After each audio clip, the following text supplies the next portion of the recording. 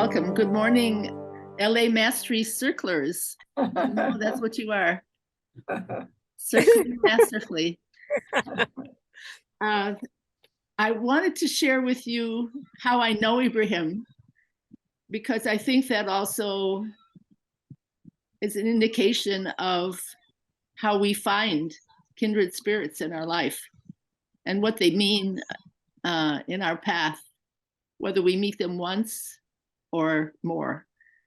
And so in 2007, I decided I was always looking for a way to organize interfaith events, bringing people together of many different backgrounds. And I discovered that Rumi was an amazing magnet. And so after organizing an event in LA in which literally people came out of the woodwork from all over the city, people I didn't know, I thought, well, we have to do something with this Rumi character, because obviously he has this amazing impact and influence on people. And so I organized a trip to Turkey. It was an interfaith pilgrimage to celebrate Rumi's birthday. And we decided we would go to Konya, that's where he's buried, and have a birthday ceremony for him there. So I ended up traveling with 19 Persians who were Muslim and Christian, and some non-believers, but Persians who loved Rumi. And we recited Rumi poetry on the bus. We all brought our favorite poems, and that's how we spent 10 days together. And I wanted to read you, this is from my Interfaith memoir, an introduction to Ibrahim. And then I'll tell you his business, his resume introduction, but this is about him. Our first night in Istanbul found us cruising on the romantic Bosphorus River, waxing ecstatic over the dinner fare, a rainbow of imaginative, colorful salads laced with artichoke hearts, chickpeas, fresh bell peppers, avocado, and radish, followed by fragrant rice and pasta, spicy chicken, and hearty meat kebabs, one of Turkey's culinary specialties. The city lights winked and illuminated our way. Our host was Ibrahim Anli, a resourceful Turkish graduate student specializing in conflict resolution. After speaking with Turkish American friends in LA and our travel agent, he had managed on very short notice to create an enchanting candlelit dinner. We socialized over dinner and dessert, sampling baklava smothered in honey and other Turkish delicacies made of pistachio and hazelnuts. Ibrahim, a Muslim, shared how he, too, had been inspired by the possibility of uniting people through Rumi's poetry. In fact, when he was in the States, he held the job of outreach coordinator for the Rumi Forum for Interfaith Dialogue in Washington, D.C. Kindred spirits can be found everywhere. That night, I found one cruising down the Bosphorus River. That was in 2007, and I had a reunion in person with Ibrahim a week ago, 16 years later. And in the meantime, we stayed in touch, and I sent friends of mine who were in Turkey to visit him. And since then, he has, because of the situation in his home country, he has lived in Syria and Japan, and now he's back at the Rumi Forum in Washington, D.C. He serves as the executive director of the Rumi Forum, and that center was created to nourish and promote interfaith dialogue and engagement among all religions. Ibrahim is a civic entrepreneur with a career record that bridges nonprofit and academic experience. He also undertakes various voluntary roles at Braver Angels and the Journalists and Writers Federation. As I mentioned, he was born in Turkey, and he was a visiting researcher at the Hebrew University of Jerusalem in 2007 and 2008. So watch out, he might greet you in Hebrew as well as Turkish and Arabic. He joined the Journalists and Writers Foundation, in the Ankara office as the diplomacy coordinator in 2010. And in 2013, he became the Secretary General of Abant Platform, which is the Journalist Federation's Istanbul-based forum of intellectuals. Ibrahim was a lecturer and acting chair at the Department of International Relations and Diplomacy at the Tishk International University in Erbil, Turkey, in the years 2016 and 17. He writes opinions in his independent blog and has published peer-reviewed book chapters and articles. He holds a BA in economics from Istanbul University, an MA in conflict analysis and resolution from Sabancı University, and a certificate in strategic management for leaders of NGOs from Harvard. He now lives in Fairfax, Virginia. Hallelujah, he's near us, with his wife Pinar and their daughter Bahar. So it gives me great pleasure to introduce a man who has been involved in bringing people together probably since he was born, wherever he is. And I'm very, very thrilled to bring today to all of you, Ibrahim. Thank you very much, Ruth, and good morning, everyone. Once again, I'm so happy to be able to join you. When I corresponded with Ruth about a planned visit to LA area, it turned out that we were able to be, we're going to be able to put together our reunion, our first in-person get-together in 16 years.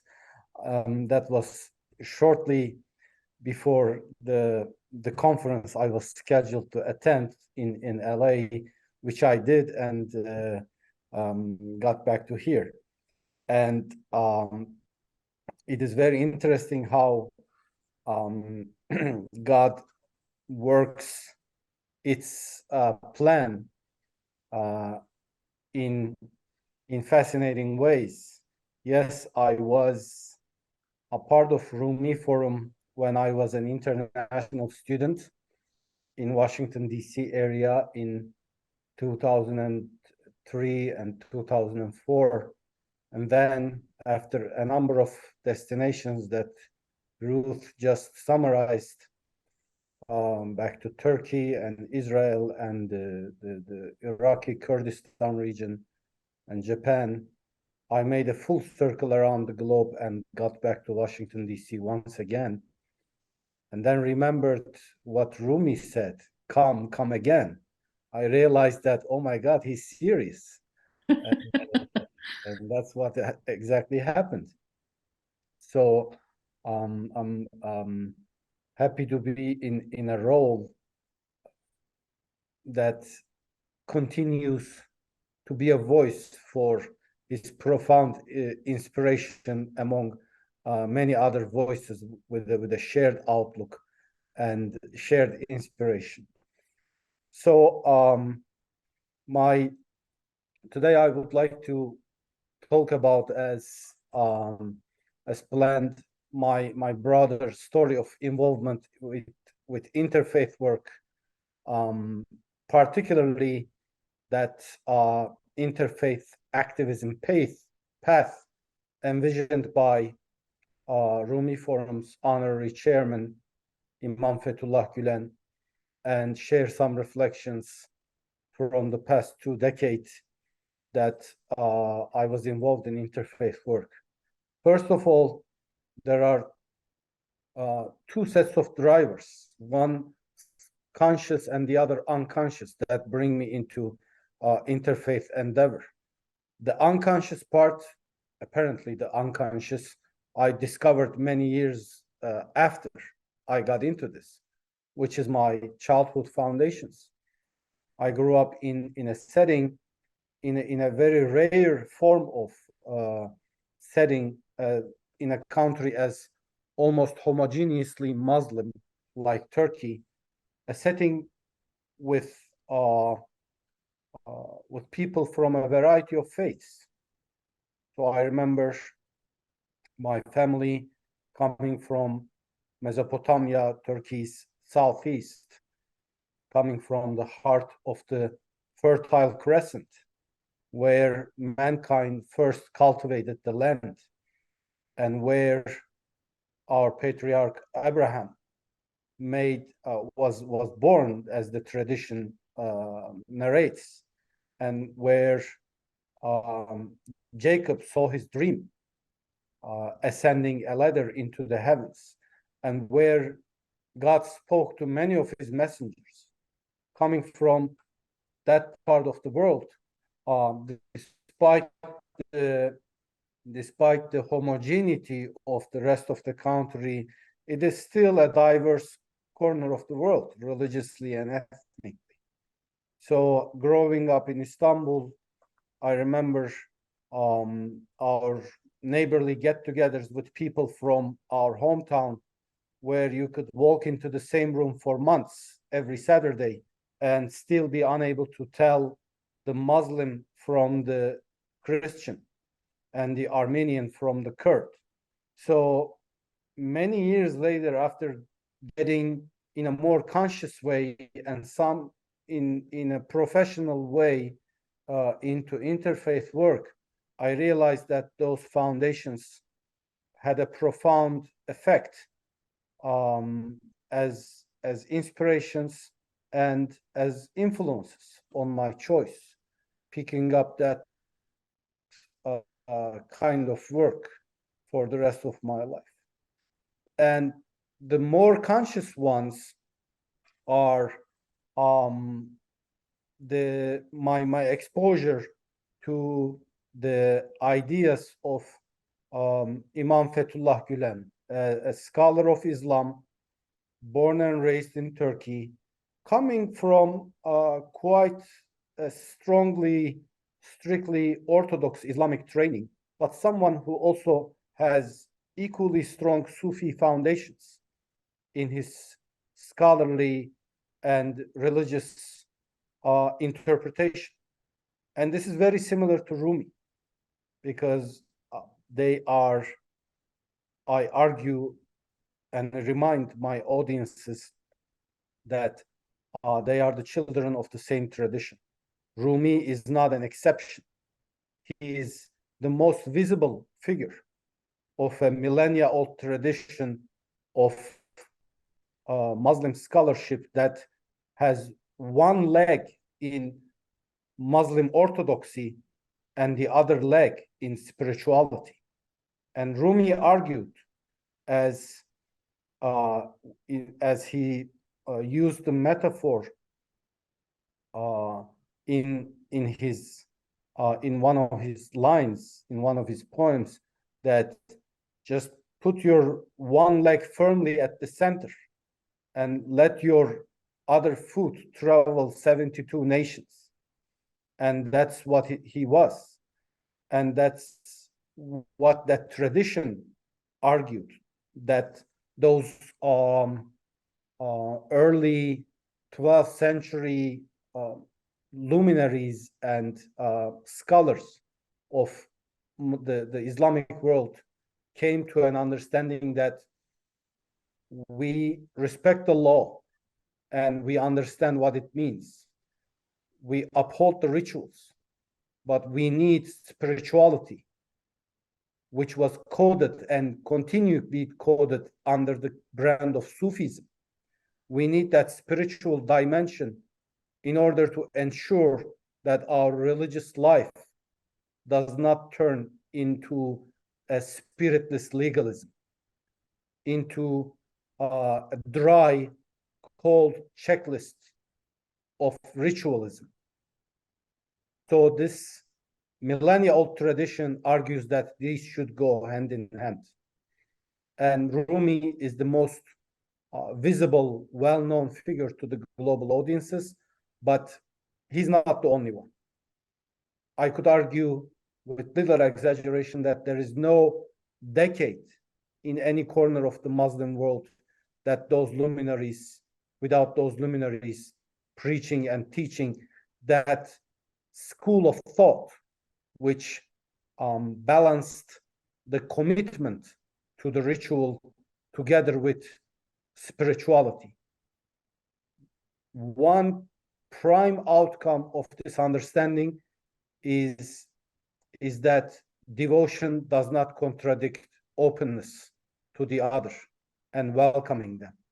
And that's what we argue at Rumi Forum as one of the building blocks of interfaith work.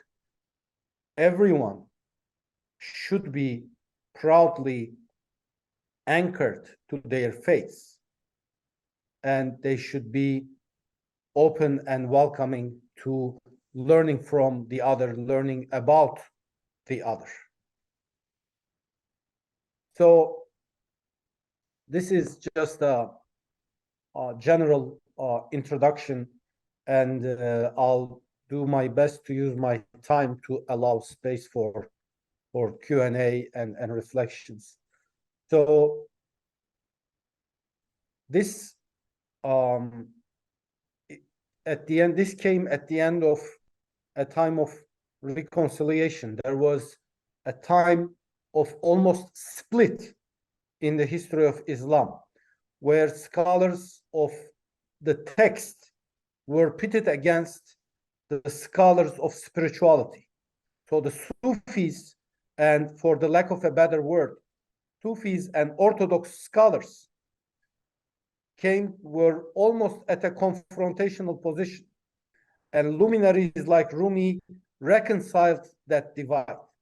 They said both have their roles. One cannot replace the other.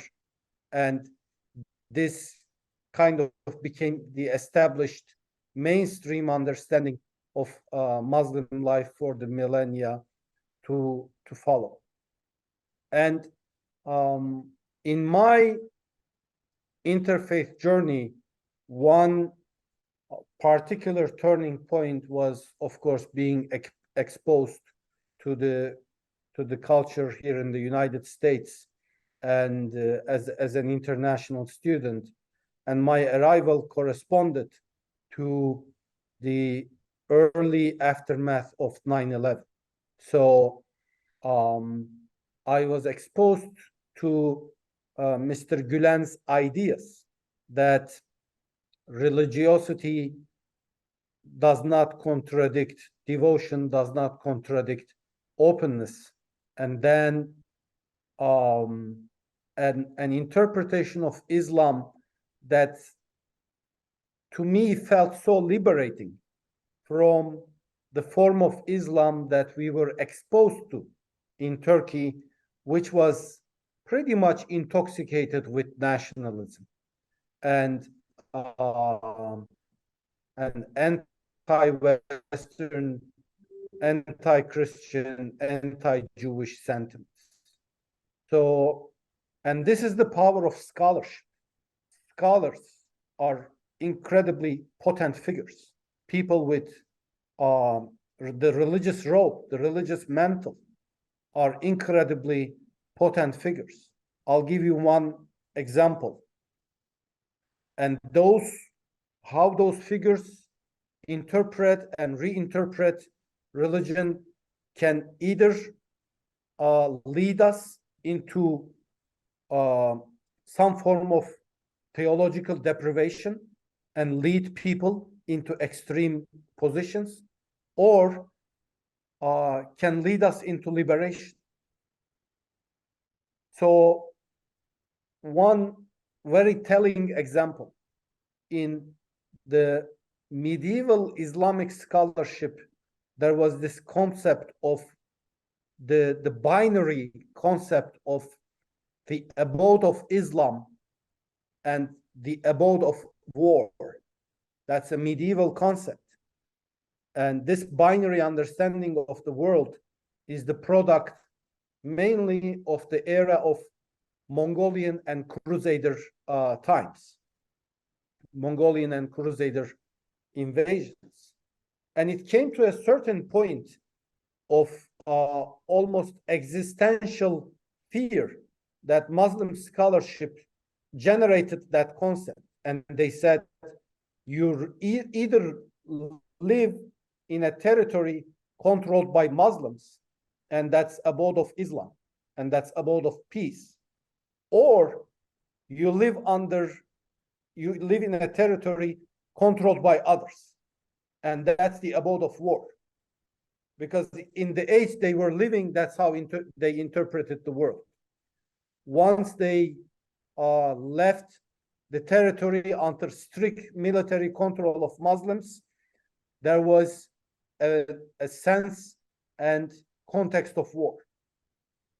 The thing is, this concept is the product of a certain age, which is over by now. But unfortunately, these binary dual reading, this dichotomous reading of the world survived unchallenged. And now for the last few hundred years, Muslims are either living in their majority nation states or as minorities in other nation states, and they are confused. Am I living in the abode of Islam, let's say as a second generation Muslim immigrant in Germany? Or is this the abode of war? It has to be one of them. And this was asked to Imam Gülen, and he said, no, this is outdated. And he said, the entire planet is abode of service to humanity.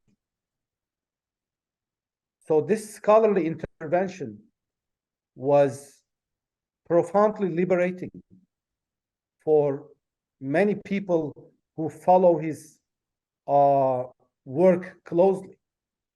Now you don't have to interpret the world as like a watermelon divided into two between Muslims and their eternal adversaries. But now the entire planet is, you just change the frame thanks to a scholarly intervention, and you look at the world as one unified abode of service to fellow human beings. And tellingly, the larger civic movement that Mr. Gülen has envisioned is known as the Hizmet movement, which translates as service into English. So it's the name of the movement, and in a rather metaphorical or abstract sense, I argue that the movement doesn't have a name, because service is not a name, it's a verb. So the movement does not define itself, but who we are or who its participants are, but by what they do. And that's important. That's a very important characteristic of Sufi perspective, because many Westerners called the Sufis as Muslims without borders at an age where our identities, our way of looking at life constantly emphasize borders and tend to make them sharper and higher and more divisive and more visible. People, visionaries like Imam Gülen and the movement he has inspired, work in a different way. They don't disregard borders. So we cannot live in an imaginary, illusionary world assuming that no borders exist. That would be just too utopian. However, borders serve certain roles, but beyond that, they don't have to be as sharp and as divisive as we many times exaggerate as the humankind. So this was a transformation of my understanding of Islam, and then I was here in post 9/11 America, and my conviction to interfaith work, which was more at a theoretical level after I came here, solidified into a more practical understanding. So I was welcoming towards the idea of interfaith work, but in a country where 99.5% of the population is Muslim, apparently there is no great prospect to do that. There is no great social arena to do that. Whereas in the United States, it was this historical moment that was, with all the tragedy of 9/11 notwithstanding, it was a wake-up call for all communities, majority, minority, that we should do something, and interfaith work is our avenue to travel together, that we can travel together. And this is how Rumi Forum began. Imam Fethullah Gülen moved to the United States in 1999, and one of the first things he encouraged his audience to do is to start an interfaith organization. And that's how Rumi Forum came to being.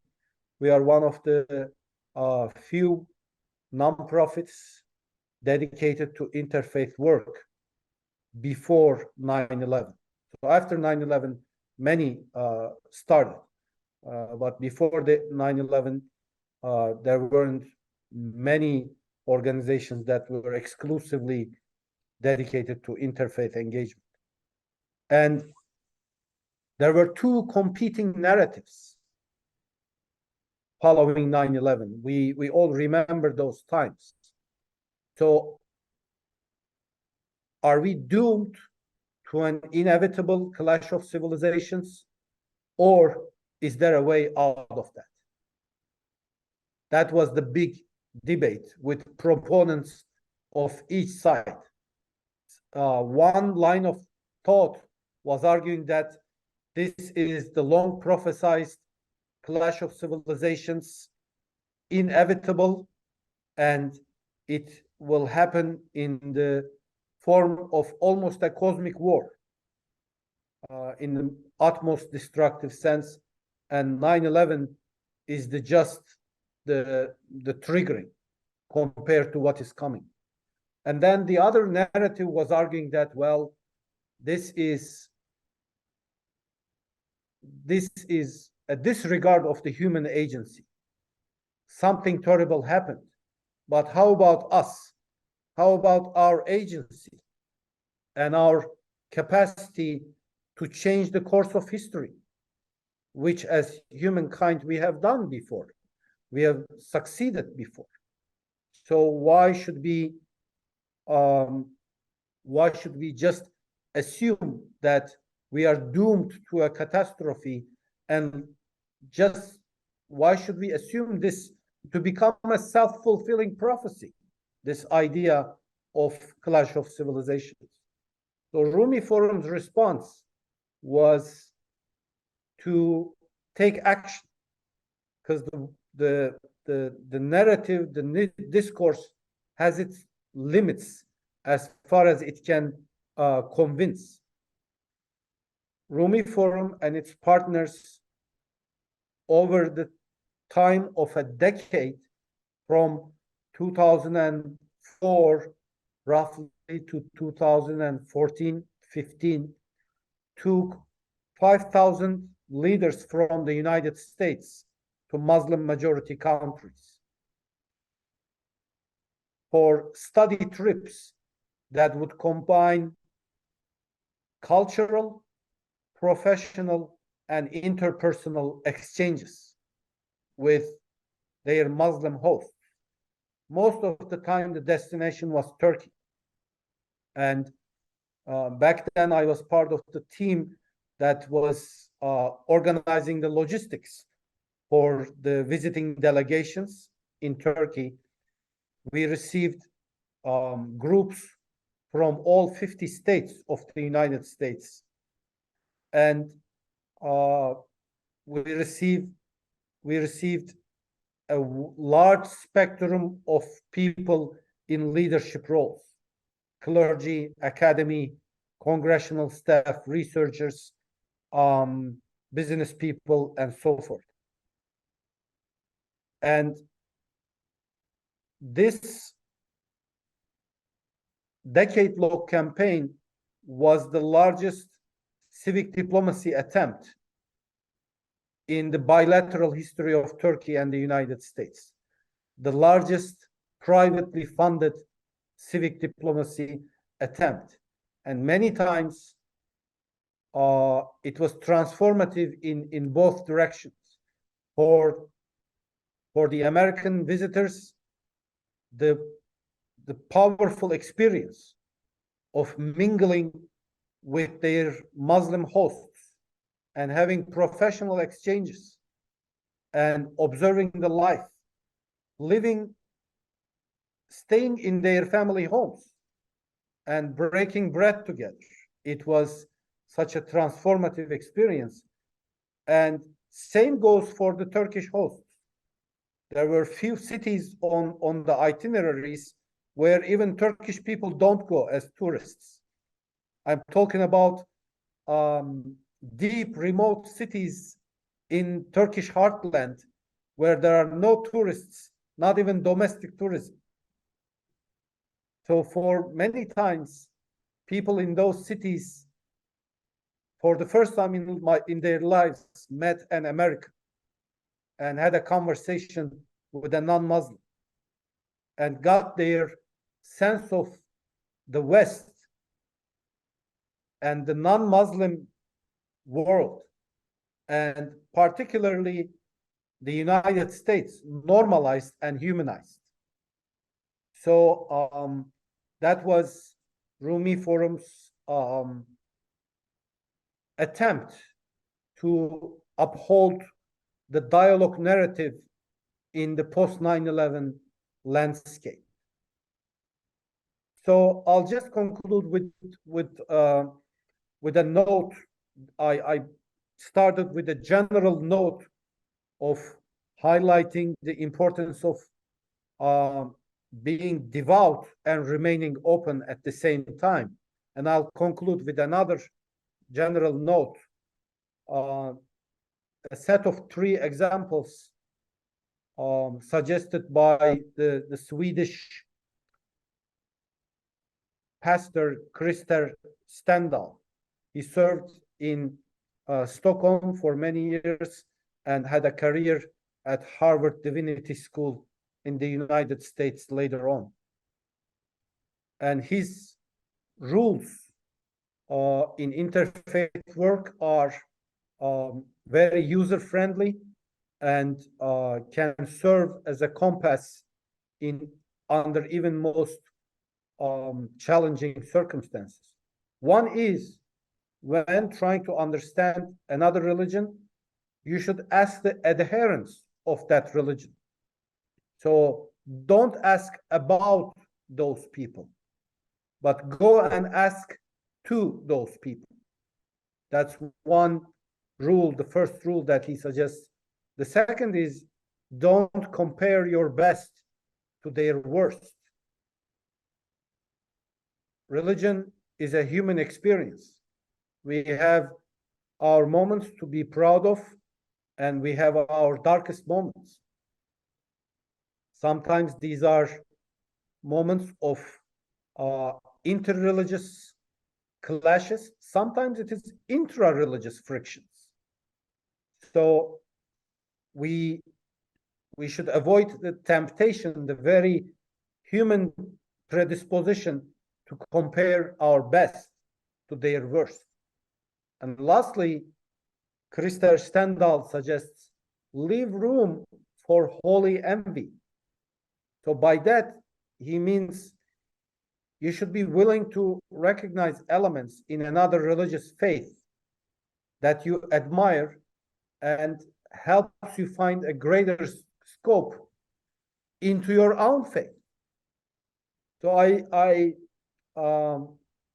just to conclude with this anecdotal note, I lived in Jerusalem for 2 years, and my best friends were a Southern Baptist evangelical couple living in the same town, and I remember having long and very candid conversations with them.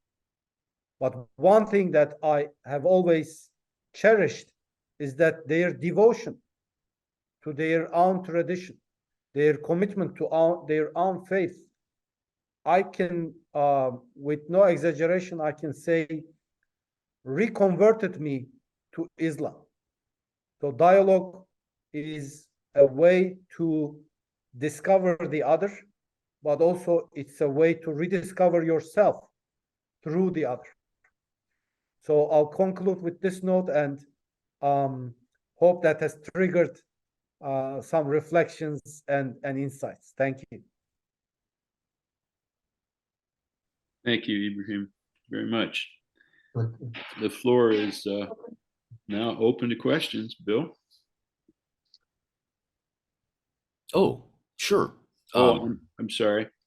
If you got one, Sam, I saw your hand. Yes. I'll come second after Sam. You've summarized something that's so important with the idea of don't compare your best with the worst in others. I mean, Absolutely. I'm speechless.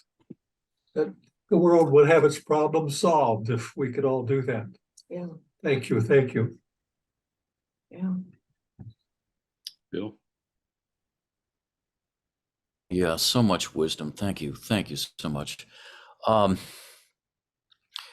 Something occurred to me where you had said initially about that there are some in the faith who want to, I guess, look back to a time of conflict and kind of are focused on that. And I think of a parallel between some in our country who, quote unquote, want to make America great again, but they never say when. So I have to wonder, is it the 1950s or the 1850s?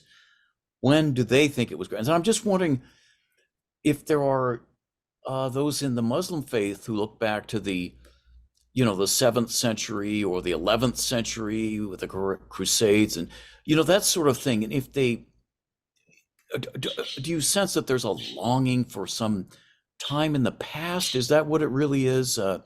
This conflict of, this need to fight and so forth? Yeah, this is a problem across the spectrum, and we Muslims are getting our fair share out of it. So one is what we could fairly call post-colonial stress disorder. So unfortunately, as a Muslim, I have to admit that Muslims in the past century and a half have been suffering two tensions simultaneously: a sense of superiority complex against the West and a sense of inferiority complex again against the West. So this is, as you can imagine, this is a very disturbing mental health issue. Towards the same destination, same subject, you are feeling superior and inferior at the same time. You're feeling superior because you have this confidence in your faith. But the problem is, faith is not to make anyone feel superior. Those who don't define their faith by who they are tend to define their faith by who they are not. So that's one big gap that is across the spectrum, including Muslims. So that's, and then also the inferiority complex because of the at least perceived humiliating defeat against West of by the Western civilization of Muslims. So this is causing trends. This is fooling trends that you just described. You know, this nostalgic fantasizing search into the past, kind of seeking refuge into the past, trying to escape our homework today. So this is a human temptation that is marring the mentalities all over the globe. And I'll refer to the perspective of our honorary chairman, Imam Fethullah Gülen, and the early 20th century Kurdish Islamic scholar Said Nursi. When you look at their line of thinking, another liberating scholarly intervention they brought was that they refused this dual tension of superiority and inferiority complex. They said, no, we will look eye to eye. We are not perfect. The West is not perfect. We are living, there is Christianity and Christendom. There is Islam and there is the historical Islamdom, the Islamic experience. So we will look eye to eye and we will learn one another. So that's very important. It's not over yet. Unfortunately, it's not over yet. Why do we have those very extreme movements emerging from Muslim majority communities? One main reason among a set of others is this, what you can call the theological deprivation. So this contemporary age has some questions. If they go unanswered, people will turn to earlier interpretations. And these interpretations, as I said at the very beginning, divide the world into between the abode of Islam and abode of war. And theological deprivation cannot last very long. People will find some answers. They have to find some satisfaction to feel safe in an age of confusion. And great. Thank you. Thank you very much. Thank you. yeah. Thanks. I see we've got a little more than 5 minutes left before we need to wrap up. So I see Hadia and Pamela. Hadia, go ahead. Thank you. Thank you, Ibrahim. I appreciate your insight and guidance into being part of unifying us. That's where the healing is. Just wanted to ask a personal question. What is heartfelt for you in showing up and connecting with people of other faiths? What melts your heart when you connect with people?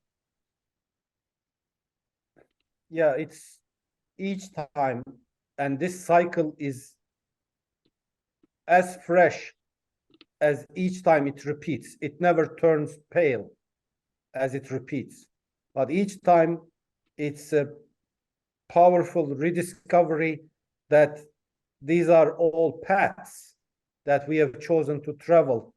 But you know, this idea of journey and what we are seeking is very central, and the rest is just different paths.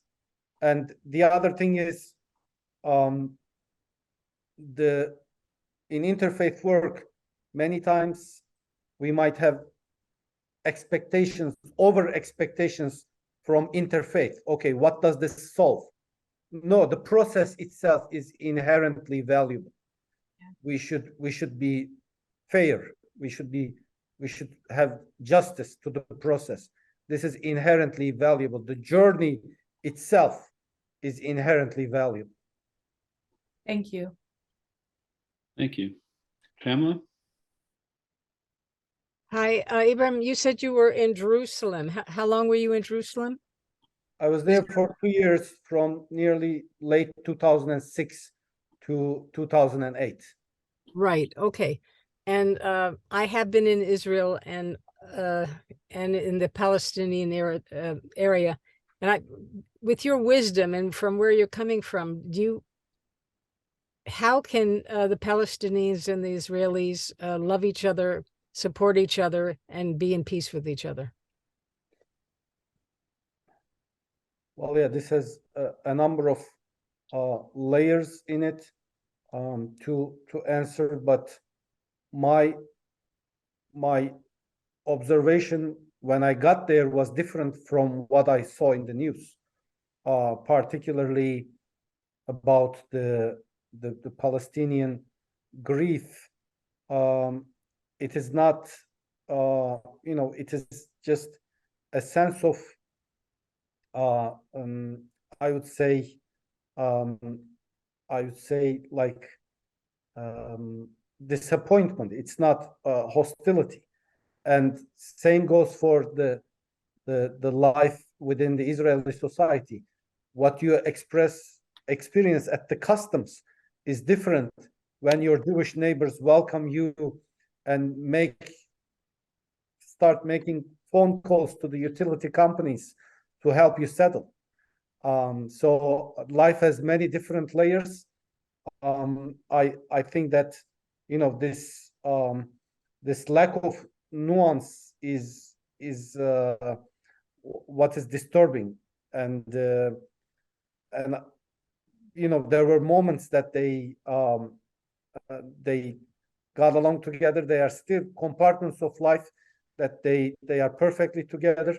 So this negates all the arguments that it is about religion or ethnicity. If it were that case, why do we have those compartments of life that they can live side by side? So it is unfortunately something else.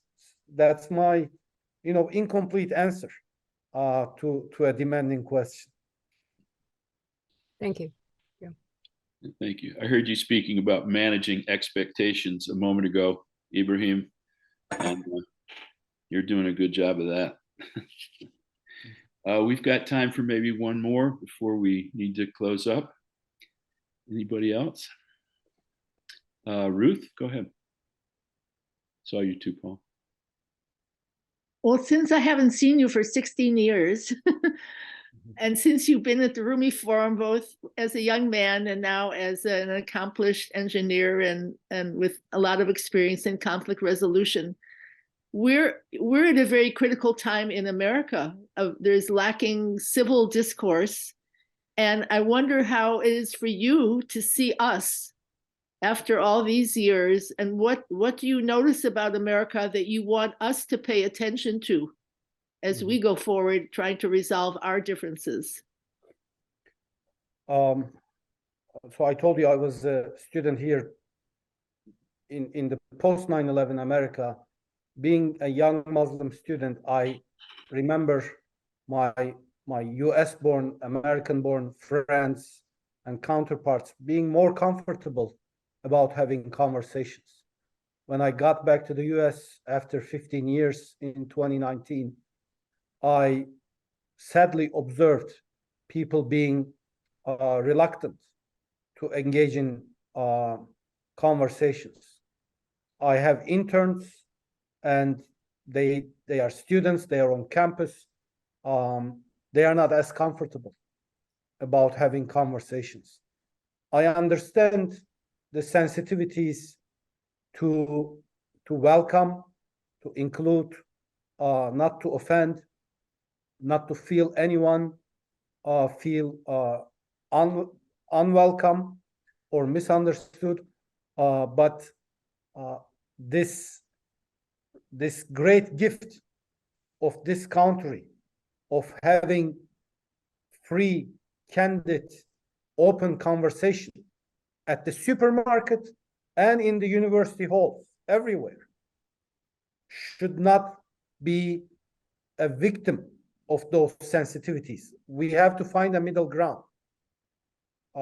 This is one of my prime observations. We have to fix the pendulum in a balanced spot.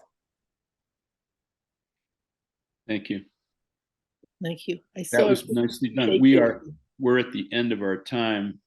Did you want to were you saying thank you, Ruth? I so appreciate you, Ibrahim, and I so appreciate the possibility of having the Mastery Circle hear from you, your wisdom directly, and